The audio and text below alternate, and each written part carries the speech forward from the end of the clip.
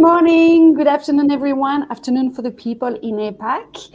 I'm Florence Enrico. I help leaders and team building capacity for the future, and I'm delighted to welcome you today for one of these bonus sessions for our season 1 of Self-Leadership Habits for Leaders.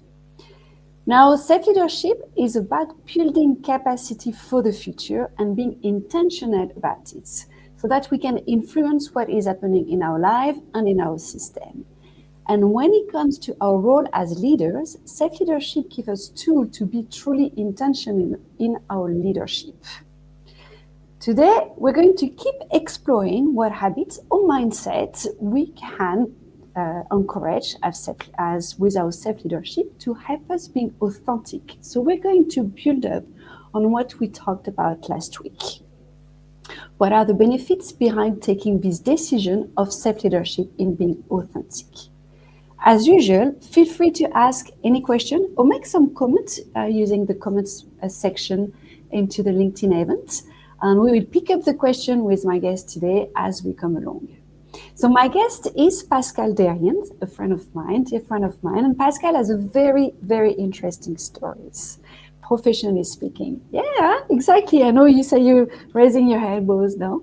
So from punk journalist to a high-flying corporate career at Microsoft, and to now improving work and life for migrant sufferers in Ireland.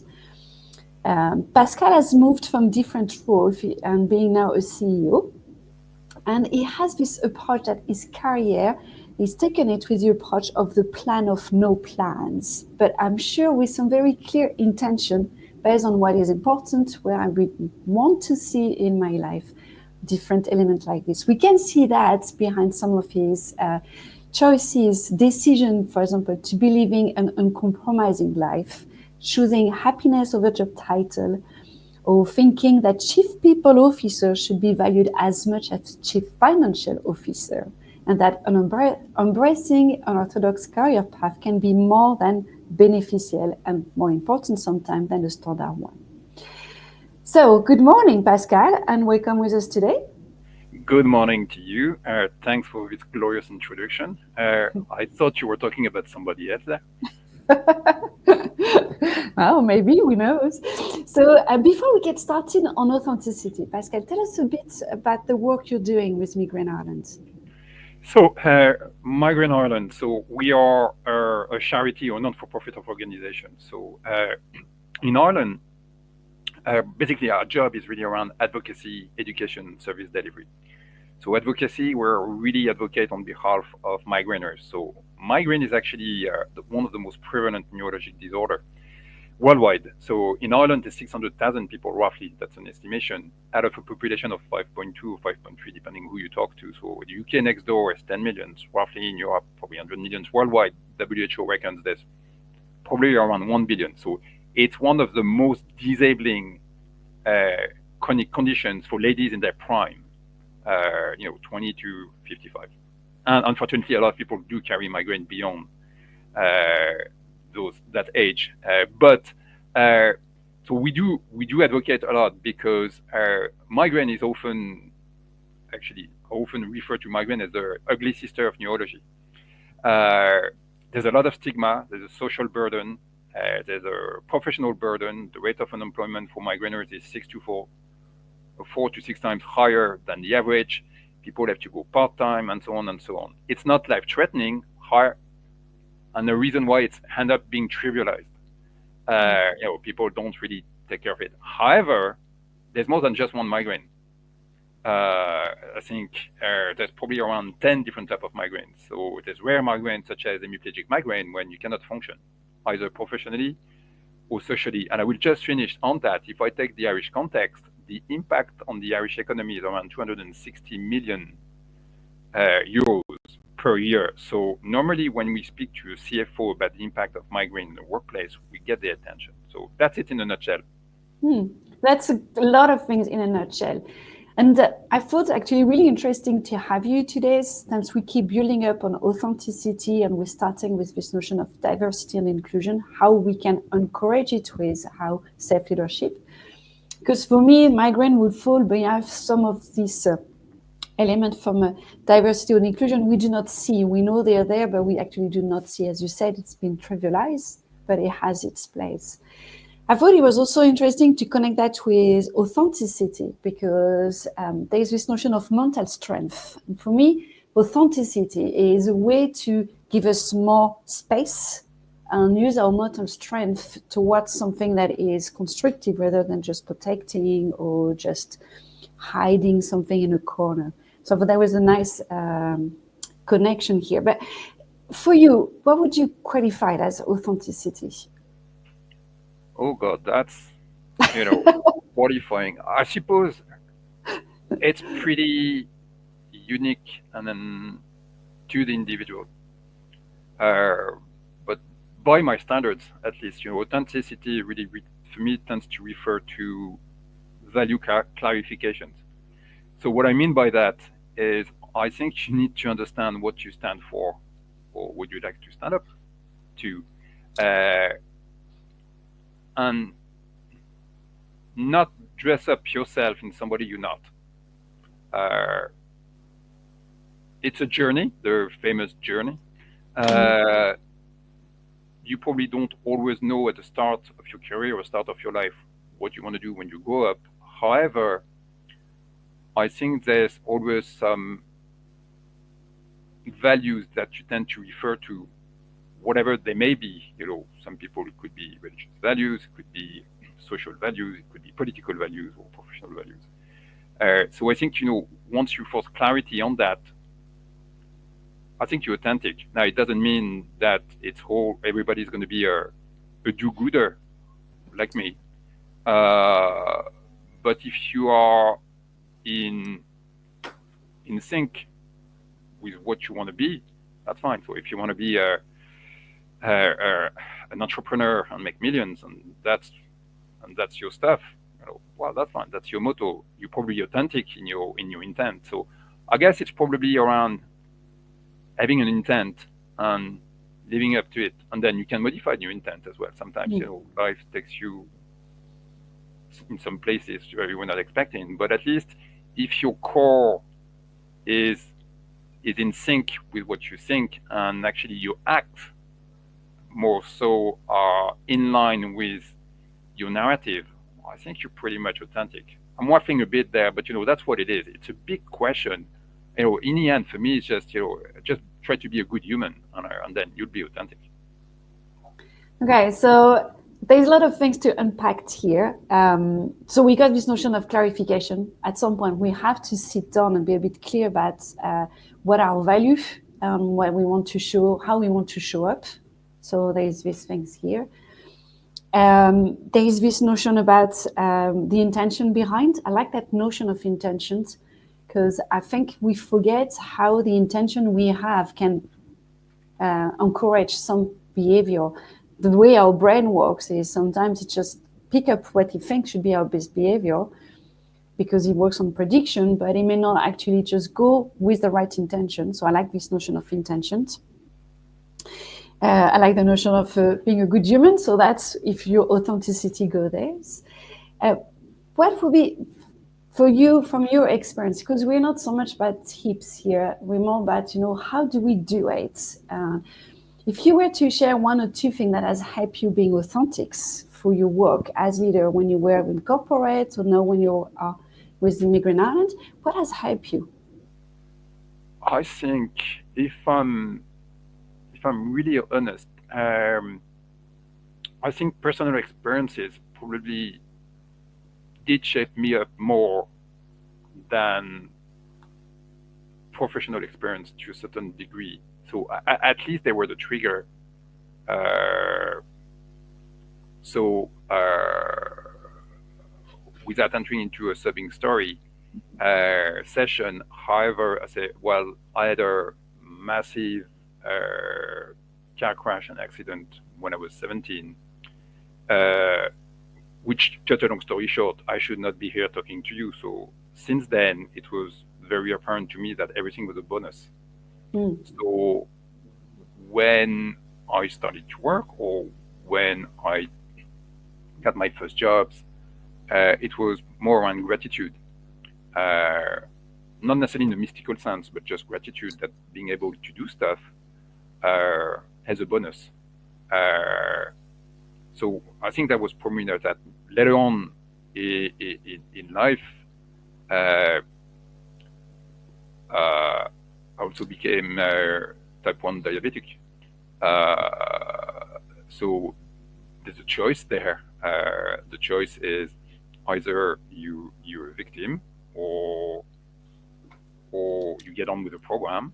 And there's this notion you were talking about mental strength earlier, but really talking about empowerment as well. So obviously, when it comes to that condition, it does define my routine, but it does not define me. So I think that's pretty important. So, and it goes back to the notion of choice. So when you apply that to the corporate world, there's some choices. And I think we were talking about it earlier. I think if you make choice almost every day, it's just that you do this. I moved from one country to another. I made the choice to a certain degree to function and operate in a different language. So now actually my first language is no longer my first language to a certain degree. However, that was a decision point. So the cutoff point is how long is it going to last? Now that's 27 years. Really gonna last. I spent most of my life here. Well, actually, professionally speaking, 3/4 of my life has been in Ireland. I would probably be incapable of working in France. But so it's around those things. So it's a bit of serendipity, butterfly effect almost sometimes. You go right or you go left. Instinct for me. I'm not a strong academically driven person. Hence, don't do motivational speakers or whatever. There's some good people, but there's others. I don't read business books, all these type of things. There's no recipe. I think you need to make a decision, and the decision is not necessarily always good. But at least if you stand by your decision, then you're pretty authentic in the way you try to do things. And I think if you try to do it in a way when you don't stab people or you don't walk all over people and all these type of things and being this good human, it's good. And funnily enough, it's not being shallow talking about being a good human. So the older I get, the kinder I try to be. So you come along full circle as well. I also think if I had known when I was 18 what I wanted to do, I would have loved to do something around social impact and all these type of things. It got to me in the end, and again, I was faced with a decision. And 8 years ago, I made the decision to move into non-for-profit, which is different. Corporate was fun sometimes, but it was good to get out of it. I'm glad I did it. Now I can talk about it knowledgeably, but also I'm pretty happy that I'm doing something else. So, and I think that's an individual. You're a sum of many experiences. I think you cannot be one-dimensional. And I think I don't give advice, but the only thing is just don't be afraid to try. Now there's some cutoff point and decision points, whether it's salary-wise, lifestyle, whatever, how you what do you value in life. But I think, to go back to the initial point around value clarification, if you're clear and you're still in sync with what you do, that's fine. So my career was not made by design, by accident, but I had to make some decisions along the way. Yeah, you had definitely to orient. Something came your way, you had to make a decision, and that bring your career somewhere in some direction. There's so many things to unpack in what you just said in this short period of times. That notion of decision, that notion of choice, that notion also that how experience does not define us. We still have a choice over what we experience and what we want to do with it, which goes so strongly with what self-leadership is about, because we can call that personal leadership. It's how we decide what do we decide to do with our experience rather than being defined by it.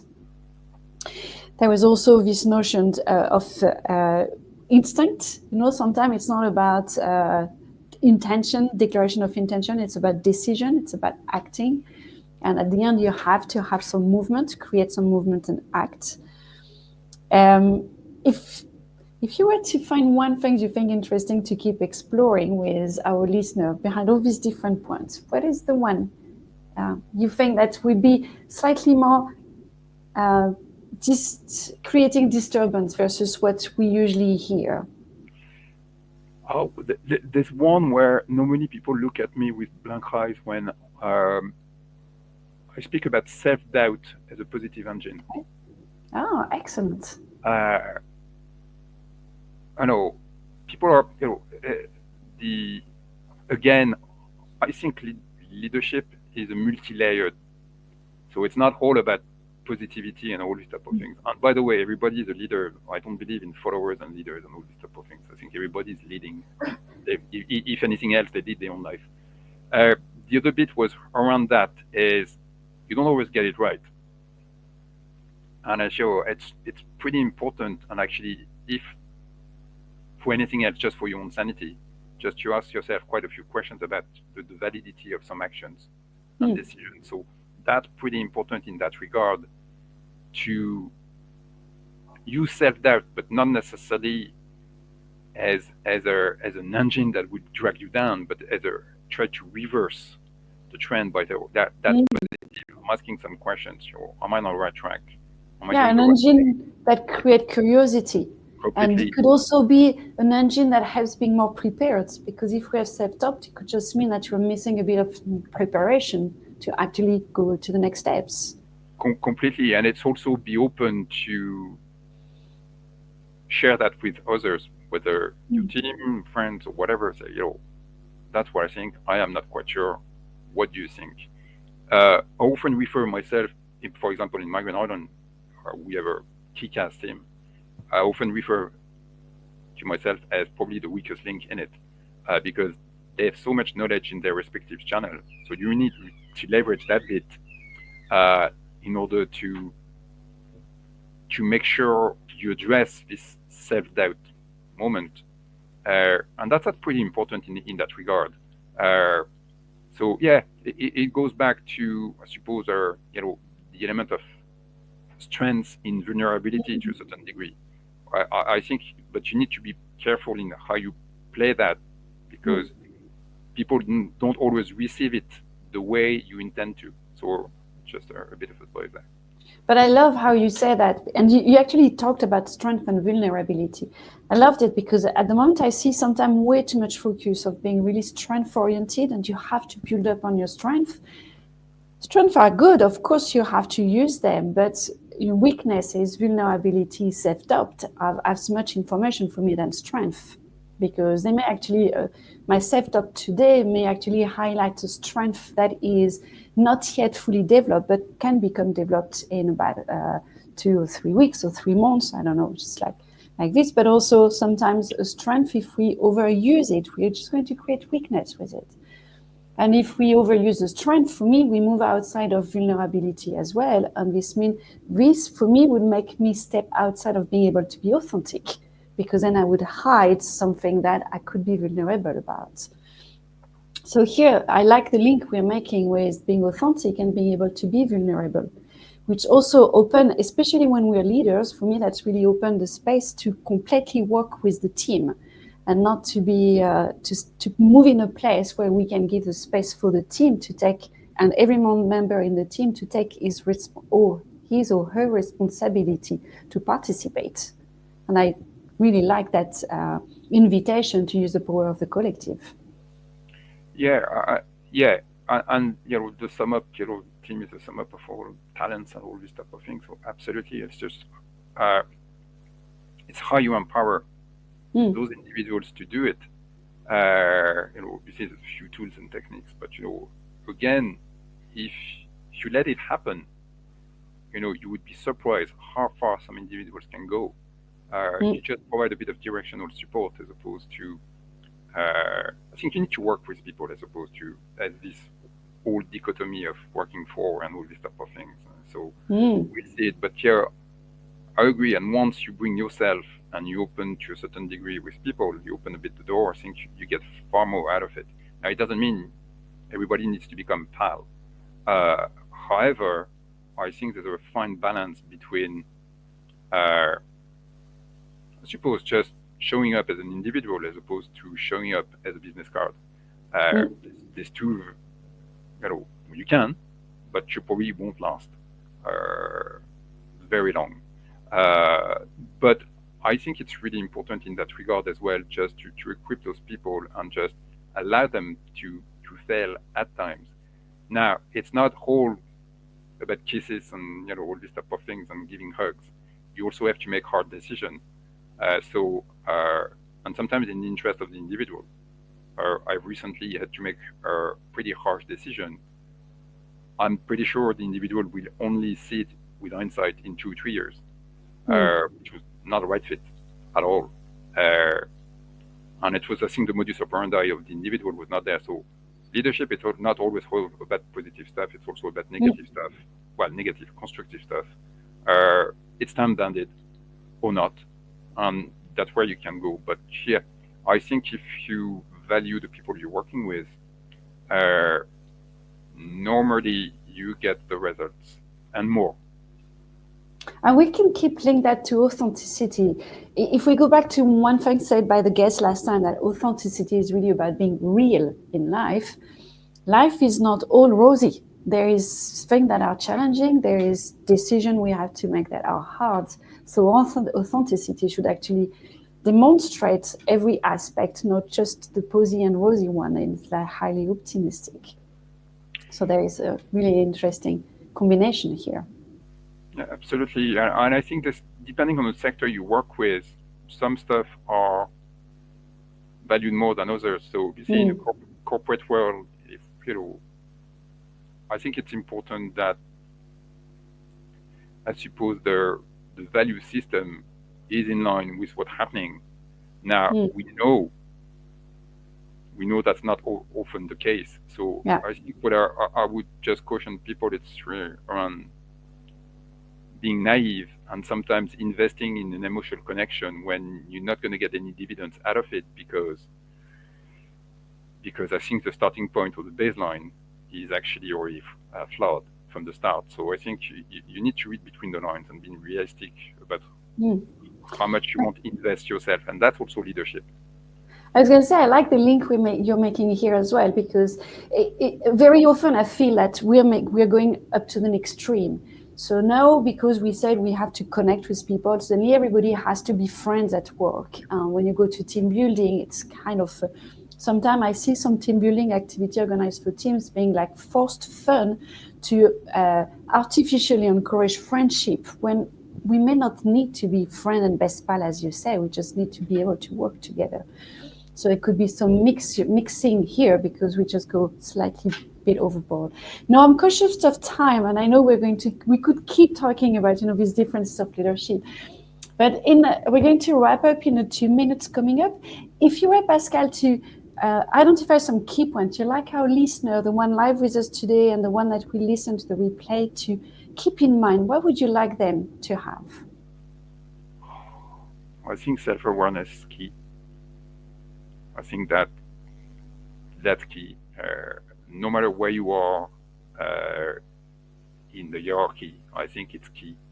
Not only as a professional, but I suppose as an individual as well. And I suppose, to me, if you try to be a good human, I think it will probably transpire through your actions, and then people will follow you. People have a BS radar. They know if you fake it, you're not going to make it. I love that one. Be a good human, don't fake it, or you won't making it. Thanks, Pascal. I really appreciate our conversation today. Now, to wrap up, 2 announcements for the audience. So our last bonus session next Thursday, December 19th, it's going to be like a Christmas gift with my guest, Carola Moon. We're not going to say too much about it. We'd like to unpack it with you as we talk next Thursday, same time, 11:30 CE time. That's going to be the last bonus session of this season 1. And for people interested to develop their self-leadership and to keep building up that capacity for the future, my next cohort is starting end of January. I'm taking subscription at the moment, have a limited number of seats. So do reach out to explore how this program could help you build your future. Thanks to listener for being with us today on the live or later on the replay. And we'll see you next week. Ciao.